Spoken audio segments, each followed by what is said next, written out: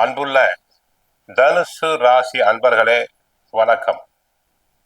தனுசு ராசி அன்பர்களுக்கு செவ்வாய் பயிற்சி பலன்களை நாம் பார்க்க போகிறோம்.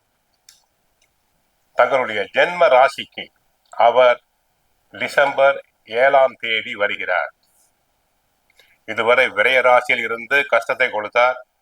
தற்போது அவர் ஜென்ம ராசிக்கு வருவதும் டென்ஷன் தான். டிசம்பர் 7ஆம் தேதி முதல் ஜனவரி 16ஆம் தேதி வரை தனுசு ராசியில் சஞ்சாரம் செய்வார். குடும்பம், தொழில், உத்தியோகத்தில் கவனம் தேவை. குடும்பத்தில் கணவன் மனைவி உறவு பாதிப்படையலாம். இணக்கம் குறையும். சண்டை சச்சரவுகள் வரலாம். கவனம் தேவை. கணவருடன் அனுசரிப்பு தேவை. ஒன்றுமே இல்லாத விஷயங்களுக்கு கூட சண்டை சச்சரவுகள் வரலாம்.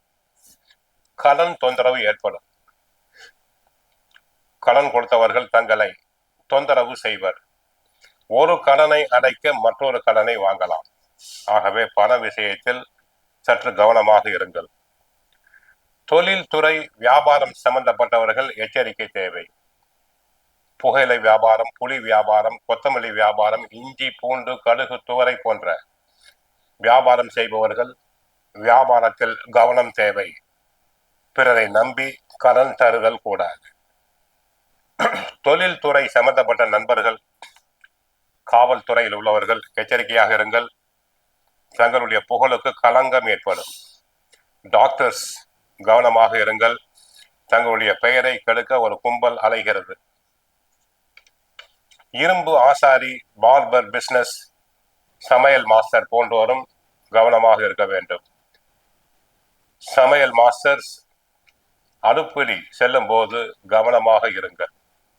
எச்சரிக்கையாக இருத்தல் வேண்டும். உடல் நலனில் கவனம் தேவை. உடல் நலனை பொறுத்தவரை பிபி தொந்தரவு உள்ளவர்களுக்கு மிக மிக கவனம் தேவை. அல்சர் உள்ளவர்களுக்கு கவனம் தேவை. பெண்களுக்கு கரு சிதைவு உண்டாகலாம். தசை மண்டலம் பாதிக்கலாம். இரத்த மண்டலம் பாதிக்கலாம். ஆக விவசாயத்தை பொறுத்தவரை பயிர்கள் செழிக்காது. மகசூல் குறையும். விவசாயத்துக்கு தேவையான உரங்கள், மருந்துகள் கிடைப்பதில் தட்டுப்பாடு வரலாம். கால்நடைகளுக்கு நோய் நொடி வந்து தங்களை கஷ்டப்படுத்தலாம், நஷ்டப்படுத்தலாம். ரியல் எஸ்டேட் துறை நண்பர்கள் கவனமாக இருத்தல் வேண்டும்.